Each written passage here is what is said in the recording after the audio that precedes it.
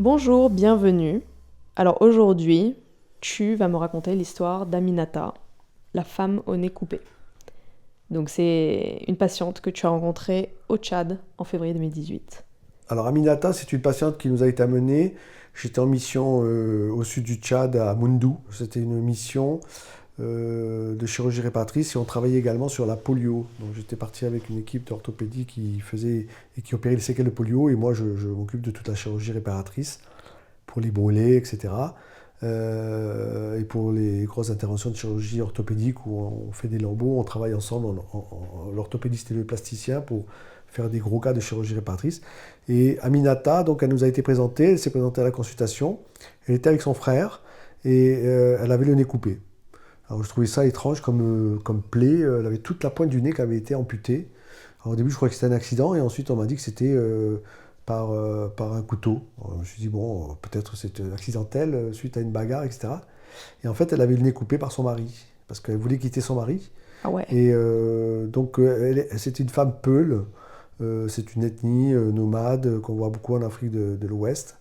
Et elle était donc amenée par son frère pour savoir ce qu'on pouvait faire. Donc c'est son mari qui lui avait coupé le nez parce que elle le quittait. Et donc pour se venger, il lui avait coupé le nez, Mon la pointe Dieu. du nez. Et donc c'était peut-être un stigma. Alors sur le plan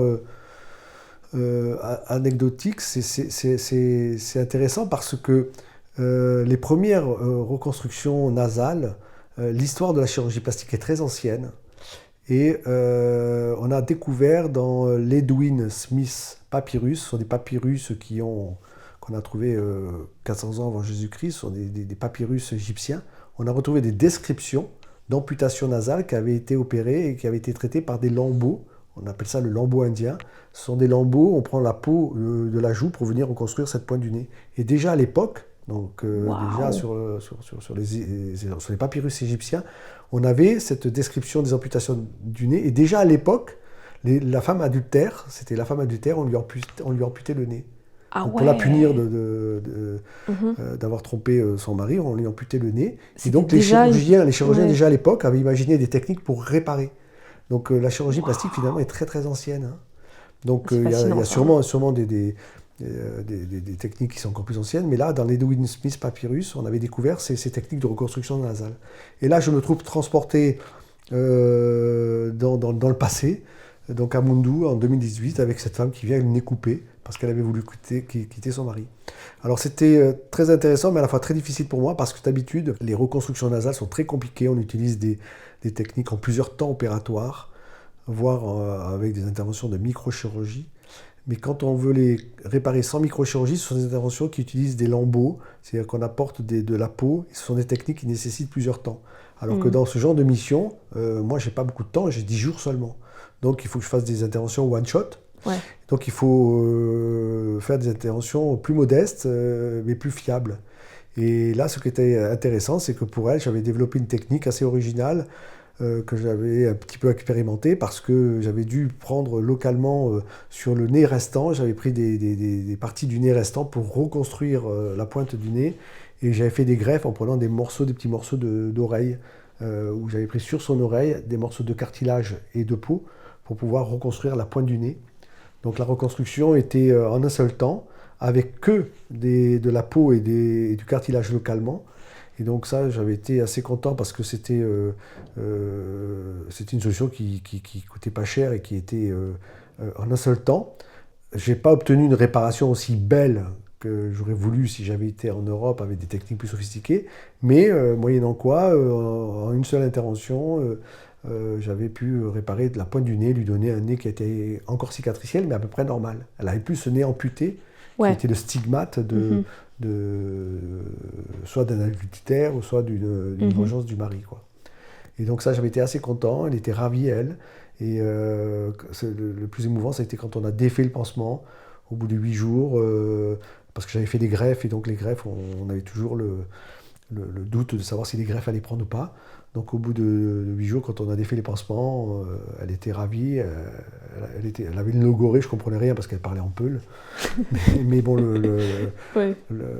l'infirmier au dispensaire traduisait et elle était ravie, et son frère aussi était ravi. Je crois que c'était son deuxième mari, non, non, c'était son frère qui lui était également content. Et ils sont repartis heureux comme tout, je ne sais pas où d'ailleurs, mais enfin bon, parce que c'est des nomades. Hein. Mais ça c'était assez amusant et je ne savais pas qu'aujourd'hui encore on pouvait avoir des amputations nasales comme ça suite à des problèmes de couple. C'était assez intéressant. Ouais. T'en avais jamais vu d'autres, des cas comme ça? Bah, aussi net et aussi clair que ça, non. Ou bien c'est pas dit à la consultation. Les gens, souvent les consultations dans ces missions sont un peu difficiles parce que l'histoire racontée n'est pas souvent réelle. Les gens racontent des histoires où ils n'osent pas dire la vérité, où ils ont honte. Je ne sais pas, mais on ne révèle pas toujours ce qui se passe, alors que nous, parfois, on voit des lésions qui ne correspondent pas à la narration, à l'histoire de la maladie. On arrive avec l'expérience à savoir quand l'histoire est vraie ou pas vraie. Mais là, c'était très clair, le nez avait été amputé par le mari. Ah ouais. Parce que voilà, c'est l'histoire qui nous a été racontée. Et moi, connaissant un petit peu l'histoire de la chirurgie plastique, ça m'avait ramené à ce papyrus égyptien. Ça fait faire le parallèle, ouais. Et j'avais trouvé, donc c'est du coup, j'avais trouvé formidable ces chirurgiens à l'époque, dans le passé, qui étaient déjà brillants et qui avaient déjà imaginé des réparations avec la peau des joues, du front. Donc c'est comme quoi les gens sont magiques, quoi. Oui. Même à l'époque, sans toutes les connaissances anatomiques, scientifiques, déjà avait un bon sens. Et donc la chirurgie plastique s'est beaucoup inspirée de toutes ces cultures indiennes, arabes aussi, avec toute la littérature arabe et tous ces manuels de chirurgie. Donc l'homme est inventif.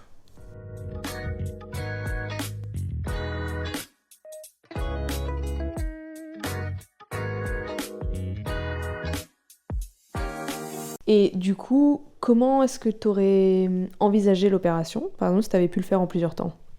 Ah ben, si jamais il avait fallu faire une vraie réparation nasale dans ce cas-là, j'aurais pris un lambeau du front plus un lambeau de la joue. C'est-à-dire que j'apporte par des techniques de chirurgie plastique de la peau du front que je viens positionner sur le nez et que je laisse temporairement sur le nez. Et donc au bout de 3 semaines, 1 mois, je recoupe la peau pour resculpter le nez. Donc ce sont des techniques en 1 à 2 temps. Donc ça nécessite, ça nécessite de garder les patients hospitalisés, etc. Donc ce sont des techniques, la reconstruction du nez nécessite souvent des techniques en plusieurs temps opératoires. Et donc ça nécessite d'avoir les patients pas hospitalisés, mais que tu revois régulièrement sur 2, 3, 4, 5, 6 mois. Donc c'est plus compliqué. Donc c'est faisable, nous on le fait régulièrement en France, ou dans les pays où on peut surveiller le patient. Mais en mission, le problème c'est que ces techniques-là sont difficilement applicables. Parce que quand tu fais un lambeau frontal, tu apportes de la peau du front et que tu vas faire pivoter sur le nez, tu vas laisser la peau bien prendre, bien cicatriser, et ensuite tu vas couper le lambeau. Donc ça nécessite de prendre quelques semaines. Et de manière très amusante, le lambeau frontal, c'est un lambeau qui était beaucoup pratiqué dans les réparations donc, du nez. Et il y a une histoire classique pour nous les plasticiens qui raconte que le professeur Millard c'est un Américain qui faisait la chirurgie réparatrice et avant la guerre du Vietnam avait été en mission humanitaire faire des reconstructions avec un lambeau frontal. Donc il avait fait un lambeau frontal et la guerre a éclaté et il a dû partir. Et donc il a laissé ses patients avec ce lambeau frontal. Et l'histoire raconte qu'après la guerre du Vietnam, quand la guerre est finie, quand il est retourné 10 ans après au Vietnam, il a revu des patients qui avaient encore ce lambeau. C'est-à-dire cette peau du front qui était encore sur le nez, comme une trompe, si tu veux, d'éléphant. Parce qu'il y avait un excès de peau, du coup. Oui, il avait un excès, il avait encore ce lambeau-là, mais comme ils avaient dû partir en urgence à cause de la guerre du Vietnam, ils n'ont pas pu faire le sevrage, ils n'ont pas pu le couper. Donc quand il est revenu après la guerre et qu'il a revu des patients... oh mon Dieu. Mais donc est-ce que c'est opérable dans ce cas-là, 10 ans après? Ah bah bien sûr, mais 10 ans après, tu vas couper la trompe, si tu vas couper la trompe et tu vas resculpter, bien sûr. Lui, quand il est retourné après la guerre du Vietnam, il a retrouvé ses patients et donc c'était cocasse quoi, comme situation, quoi. C'est pour ça que, d'une manière générale, quand on fait des interventions en mission, on essaie de faire ça en un seul temps opératoire, parce qu'on considère toujours que quand le patient repart, on ne le revoit plus. Parce qu'il repart en brousse, il n'a pas toujours l'argent pour revenir. Donc le temps est important, et moi j'ai appris en mission de saisir le moment. D'ailleurs, le patient aussi, il saisit le moment. Quand tu es là, tu opères. Tu ne remets pas en question, tu ne dis pas revenez dans 3 mois. Tu saisis l'instant. Et le patient le sent même d'ailleurs, il le sent bien. Les patients sentent que quand ils te voient, il faut le faire tout de suite. On ne remet pas au lendemain où souvent on dit ah ben la prochaine mission je vais. Non, on essaie de tout faire en un seul temps, sur le moment, et en limitant nos ambitions, en faisant des interventions beaucoup plus simples, mais qui sont beaucoup plus fiables et en un seul temps. Les opérations en plusieurs temps opératoires, c'est réservé que pour les villes ou les projets humanitaires où on va dans les CHU, où on va régulièrement. Par exemple, au début, je suis allé beaucoup à Lomé, à Cotonou, dans les centres hospitaliers, où on faisait des missions tous les 6 mois. Donc là, effectivement, quand tu vas régulièrement dans un centre hospitalier en Afrique faire des missions, là, tu peux faire des interventions. Ouais, là, tu peux te permettre de... Si tu sais que tu vas revenir. Tu sais que tu vas revenir, et tu sais que le patient, tu vas le revoir, etc. Ouais. Bon, là, ça devient plutôt des missions de coopération. Mais quand tu fais la chirurgie nomade en brousse, oui, au fin fond de... C'est one shot, quoi. One shot. L'enfant, tu prends l'enfant, tu lui fais la fente labiale, tu l'opères, tac, tac, tout de suite, il est soigné, il a un super résultat, tu le vois 2 jours, il n'y a pas d'infection, il peut repartir en mousse. Et j'imagine que ça, par rapport aux décisions que toi tu prends en tant que chirurgien, ça doit être quand même assez challenging aussi, parce que par exemple, Aminata, tu la vois, tu aurais pu te dire, t'as pris la décision quand même de faire le lambeau. C'est-à-dire que tu dois quand même savoir si ça va fonctionner ou pas. Mais quand tu vois un patient, tu lui donnes toutes ses chances. Ouais. Toi, avec tes connaissances et oui, mais je veux dire, même si c'est pas idéal. Tu vois. T'es pas dans la condition idéale, mais tu lui donnes une chance. C'est-à-dire qu'elle a un plasticien, elle va préférer ça de toute façon. Tu as un anesthésiste qui peut t'endormir la malade ou pas. Toi, tu as des techniques que tu connais bien, tu as développé des techniques de chirurgie réparatrice. Et donc là, tu lui offres tout ce que tu sais faire au mieux. Alors parfois ça marche pas, parfois ça marche moins bien, mais au moins tu as amélioré les choses, même si tu l'as pas guéri ou si tu l'as pas réparé à 100%, tu lui as au moins apporté 80%, et voilà. Ouais. Donc c'est pas négociable. Tout ce que tu peux apporter, donner ou faire, tu le fais. C'est toujours un plus, il y a toujours un chemin parcouru. Ouais. Même parfois si c'est pas parfait, tu as au moins tu as amélioré les choses. Donc il faut toujours, même si c'est pas grand-chose, il faut le faire. Même si c'est un simple pansement, un simple soin, tout est positif. Ouais. Et par rapport à cette histoire particulièrement, la chose qui m'a un peu interpellée, c'est que par rapport à ce dont on a déjà beaucoup discuté, etc., comme les fentes ou d'autres pathologies ou malformations, ces autres malformations qu'on voit beaucoup et que tu as beaucoup opérées, c'est... J'ai envie de dire qu'il y a quand même quelque chose, c'est l'injustice de la vie, mais ça reste naturel, entre guillemets. Là, ça a été apporté par quelqu'un, c'est-à-dire que c'est son mari qui lui a fait ça. Oui. Donc, il y a quand même une différence, là, pour le coup, entre quelque chose de naturel, qui est arrivé de manière injuste à quelqu'un, et vous venez les réparer, et là, une violence faite sur une femme aussi, quoi. Oui, mais ça, c'est l'injustice qui s'observe c'est une dans injustice le monde. différente, quoi. C'est observé dans le monde. Tu es à Paris, tu prends un coup de couteau pour rien, tu te fais agresser à la rue pour rien, l'injustice, elle est la même. Ouais, mais je veux dire par rapport à l'injustice sur elle en tant que d'un mari sur une femme, par exemple. C'est sûr que la vie de la femme en Afrique n'est pas aussi belle qu'en Europe, ça c'est sûr. C'est sûr que c'est l'injustice totale du mari dominateur qui va réduire la femme. Ça c'est la règle générale de tous ces pays où les femmes sont pas très bien considérées, les petites filles encore moins. Donc ça c'est toute l'histoire culturelle des pays dans lesquels on va, hein, c'est sûr. Il y a une vraie injustice par rapport aux femmes et aux petites filles surtout. Hein. Donc nous on voit bien dans les consultations, on voit bien même dans les opérations. Dans une famille, s'il y a un enfant mal formé, on va plus nous présenter le petit garçon que la petite fille. Ah ouais. Donc nous, discrètement et avec beaucoup de tact, on essaye de s'arranger toujours pour attraper la petite fille, etc. Bien sûr, bien sûr. Ça c'est culturel. Hein. Et nous, on ne peut pas refuser un petit garçon par rapport à une petite fille. On va essayer d'opérer le petit garçon et la petite fille. Mais il est vrai qu'on ne peut opérer que les patients ou les enfants qu'on nous présente. Bah oui. Donc, il y a déjà une présélection qui est faite. Une présélection qui est faite. Que tu n'es même pas au courant. Parfois, c'est un peu énervant. C'est un peu énervant parce que parfois, on voit que des petits garçons. Ça, c'est très, très énervant pour nous. Donc, on fait une démarche avec les ONG locales, on essaie d'aller dans le village, de faire du dépistage. Mais il est vrai que pour certaines pathologies, on voit une différence entre les garçons et les filles, même entre les adultes et les enfants. Il y a des missions aussi où on voit beaucoup d'adultes, alors que nous, on est là pour opérer les enfants, quoi. Ouais, ça, Mais on n'est pas là pour juger, on n'est pas là pour... on fait ce qu'on peut et on opère ce qu'on nous présente. Ouais. Mais c'est vrai qu'il y a une véritable injustice. Et où vient la juste mesure où tu te permets peut-être de faire une remarque ou de voir Non, un on se peu permet le moment. pas. Tu peux pas trop. Non, parce que on n'est pas là pour interférer dans Ouais. le culturel, dans la sociologie. On n'est pas là pour imposer nos principes. On essaie de comprendre.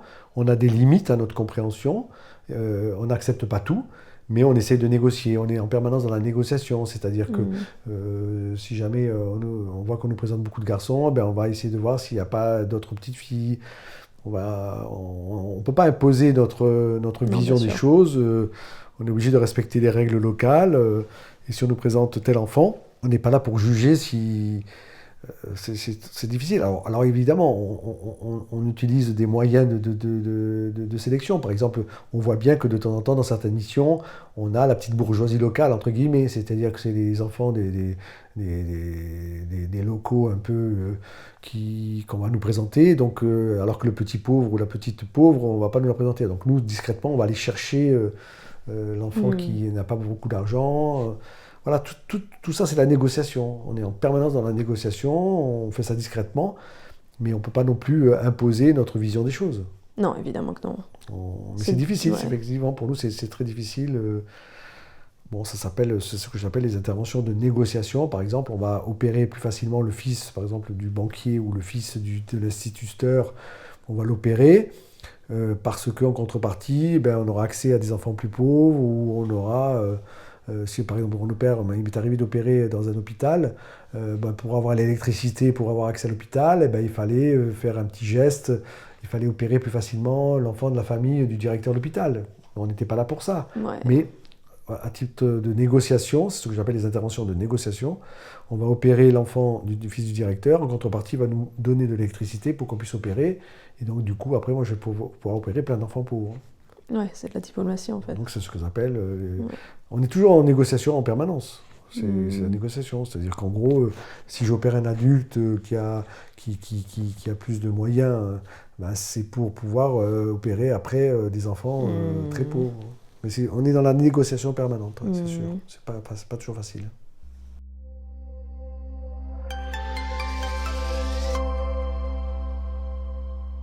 Merci beaucoup d'avoir écouté. J'espère que cet épisode vous aura plu.